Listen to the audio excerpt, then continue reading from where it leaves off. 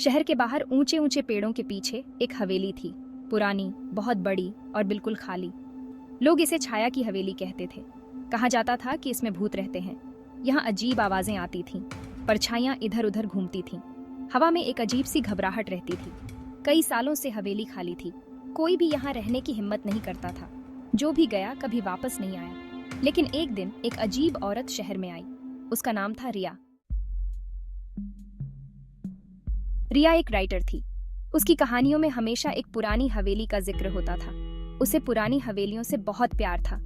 वो अक्सर सोचा करती थी कि इन हवेलियों की दीवारों ने कितनी कहानियां सुनी होंगी। उनका इतिहास, उनकी कहानियां, उनके राज उसे अपनी तरफ खींचते थे। वो घंटों किताबों में डूबी रहती, पुरानी इमारतों के बारे में पढ़ती रहती। छाया की हवेली के बारे में सुनकर वो यहाँ आ गई। यह हवेली उसके लिए एक नई कहानी का आधार बन सकती थी। रिया ने हवेली किराए पर ले ली। उसे लगा कि इस हवेली में रहकर वो अपनी कहानियों को और भी जीवंत बना सकेगी। उसने सोचा कि वो यहाँ रहकर अपनी नई किताब लिखेगी। हवेली का माहौल उसे प्रेरित करेगा। हवेली अंदर से और भी बड़ी और डरावनी थी। हर कोने में एक रहस्य छुपा हुआ था। धूल से भरी दीवारें, जंग लगे झूमर, फटी हुई तस्वीरें, सब कुछ एक अजीब सी कहानी कह रहा था। हर चीज में एक पुरानी याद छुपी थी। सब कुछ एक अजीब सी कहानी कह रहा था। रिया को लगा कि हवेली की हर चीज में एक कहानी छुपी है। रिया ने हवेली की सफाई शुरू कर दी। उसे लगा कि सफाई के दौरान उसे और भी कहानियां मिलेंगी। धीरे धीरे उसने हवेली को अपने हिसाब से सजाना शुरू कर दिया। हर कोने को उसने अपने तरीके से सजाया ताकि वो अपनी कहानियों को और भी जीवंत बना सके। पहली ही रात रिया की नींद एक अजीब सी आवाज से टूट गई। हवेली की दीवारों से आती फुसफुसाहटें उसे बेचैन कर रही थीं। उसे लगा जैसे कोई उसके नाम से बुला रहा है। उसने चारों ओर देखा, लेकिन कोई नहीं था। उसने ध्यान से सुना। आवाज हवा में गायब हो रही थी। रिया ने सोचा कि शायद यह उसका वहम है। अगले दिन रिया को हवेली में एक पुरानी डायरी मिली। यह डायरी एक अलमारी के कोने में छुपी हुई थी। डायरी एक औरत की थी जो सालों पहले इस हवेली में रहती थी। उसकी लिखावट में दर्द और रहस्य झलक रहा था।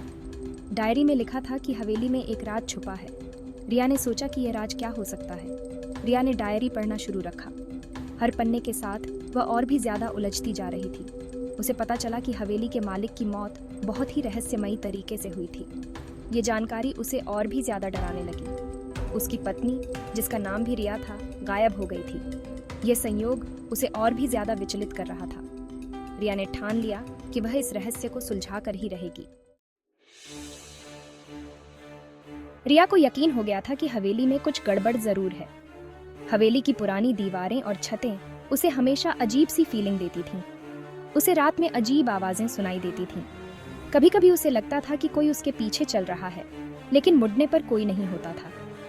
उसे अपनी परछाई भी अजीब लगने लगी थीं, जैसे उसकी परछाई भी उससे कुछ कहना चाहती हो, कुछ बताना चाहती हो। एक दिन रिया को हवेली के पीछे एक गुप्त कमरा मिला। कमरा बहुत ही रहस्यमयी था, जैसे किसी ने उसे सालों से छुपा रखा हो। कमरे में एक पुरानी तिजोरी थी। तिजोरी पर धूल की मोटी परत जमी हुई थी, जैसे उसे कभी खोला ही नहीं गया हो। रिया ने तिजोरी खोलने की बहुत कोशिश की, लेकिन वो बंद थी। तिजोरी का ताला बहुत ही पुराना और जटिल था। उस रात रिया ने एक सपना देखा।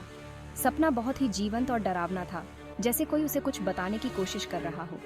उसने सपने में एक औरत को देखा जो बहुत रो रही थी। औरत का चेहरा बहुत ही उदास और दर्द भरा था। औरत ने रिया से कहा, तिजोरी खोलो, सच जानो। रिया को समझ नहीं आया कि यह सपना था या कोई सच्चाई। अगले दिन रिया ने तिजोरी खोलने के लिए एक चाबी बनाने वाले को बुलाया। चाबी बनाने वाले ने तिजोरी खोल दी। तिजोरी में कुछ पुराने कागज और एक छोटा सा डिब्बा था। रिया ने कागज पढ़े। ये कागज हवेली के मालिक के थे। कागजों में लिखा था कि उसकी पत्नी उसे छोड़कर चली गई थी। रिया ने डिब्बा खोला। डिब्बे में एक चाबी थी। रिया समझ गई कि यह चाबी हवेली के किसी गुप्त कमरे की है। रिया हवेली में हर जगह चाबी लगाकर देखने लगी। आखिरकार उसे हवेली के नीचे वाले हिस्से में एक दरवाजा मिला। चाबी दरवाजे में लग गई। जैसे ही दरवाजा खुला, रिया के होश उड़ गए। कमरे में एक औरत का कंकाल पड़ा था। कंकाल के पास एक जंग लगा हुआ चाकू था। रिया समझ गई कि यह औरत और कोई नहीं बल्कि हवेली के मालिक की पत्नी है। उसे उसके पति ने ही मार डाला था।